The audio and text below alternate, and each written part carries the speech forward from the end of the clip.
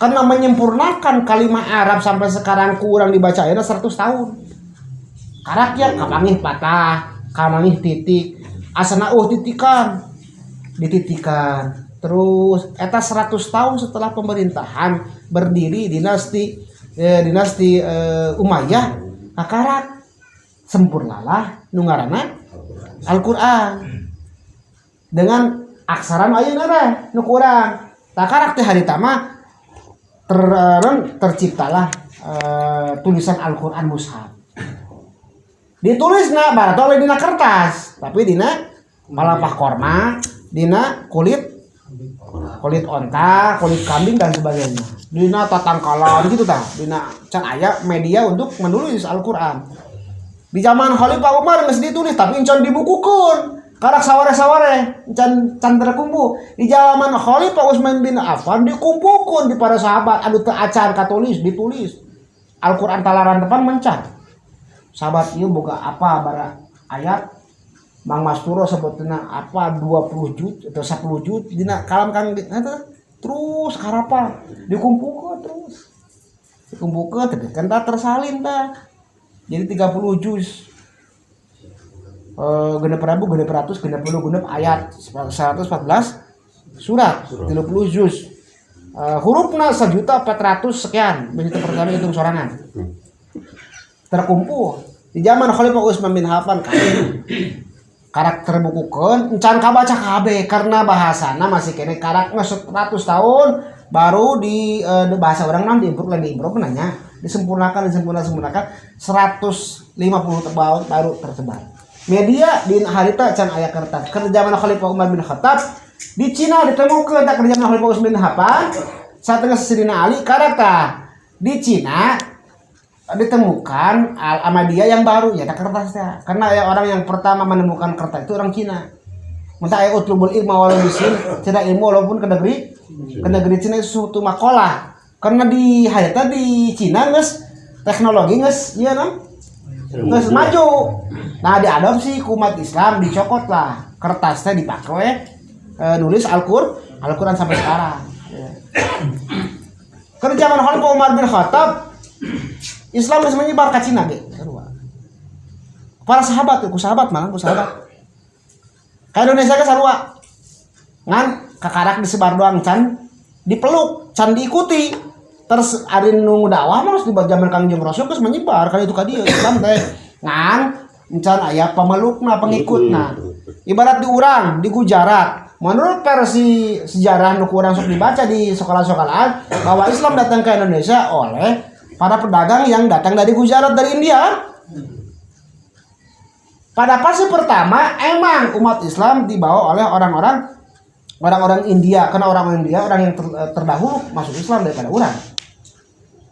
Datang ke Indonesia ngan harita generasi pertama penyebaran Islam teh baru disebar saja dan belum ada pengikut lokal.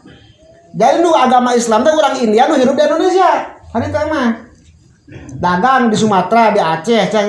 Jadi penduduk lokal masih kena mengikuti agama masing-masing. Di Jawa Barat Hindu, ya Hindu. Encan masih kena menyebarkan mang saya. Nah setelah Anggrek nu kadua teh keturunan si Jamaluddin Al-Kubro masih di India loh. Di golongan Sayyid ya. Torajo kalina Syekh Maulana Ishaq. Ka Jawa. Terus mana dia Samudra Pasai di Aceh dan sebagainya karakter. Sanggeus disebar luaskeun di Pulau Jawa khususnya karak diterima oleh penduduk lokal. Pertama can diterima ku penduduk lokal. Karena agama Islam teh hanya dibawa oleh orang-orang pedagang disebarkan tapi belum banyak orang nu lokal, orang Indonesia nu milu mengikuti agama Islam. Sanggeus ku Sunan anu Wali Songo di Jawa Barat. Terus di Samudra Pasai kakarak kota disebarkan Islam karak diterima ku masyarakat lokal. Mimiti mah gayana beda sarua. Karena para wali songo mah da para auliana Allah menang wangsit menang lain wangsit menang kedua wangsit mah dukun. Menang ilham ti Allah Subhanahu wa taala untuk menyebarluaskan di tanah Jawa. Mentak tanah Jawa mah anu ngeislamkeunana diterima. Ahli-ahli Yaman, ahli tarim, kabeh si Jamaluddin, Sunan Bonang, Sunan kabeh eta ABG turun teh mau tering. Berarti Jawa mah diislamkeunana ku ulama waliullah anu aya di Hadramut Yaman. Jadi kawasanana lah. Kawasan masing-masing boga kawasan pan wali teh. Jadi boga tugas nyebarkan Islam, ngarawat ke keislaman dan sebagainya di daerah Jawa. Indonesia khususnya. Saparteu aya deui golongan Sayyid. Di orang jarang Sayyid loh, Bani Habib kan? Lompat ke mana? Ke daerah Afrika. Mode ke Tunisia, mode ke Maroko, tah daerah dinya benua Afrika dan sebagainya eta rada Sayyid. Di mana menyebar Islamna kadang-kadang di Mesir. Lain kawasan lain kelompok Yaman. Di urang mah kelompok Yaman anu nyebarkeun Islam secara menyeluruh kebanyakan di kalangan para habaib ke Indonesia mah. Asia Tenggara khususnya bade Thailand, Vietnam, orang sana Thailand loba. Ulama dicampak sarua di Vietnam. Malah di Thailand enggak ya sebuah komunitas Islam yang cukup luar biasa. Pondok pesantren galuh deh sarua. Tahfiz Al-Qur'an gede dan sebagainya. Loba ulah sana di Thailand.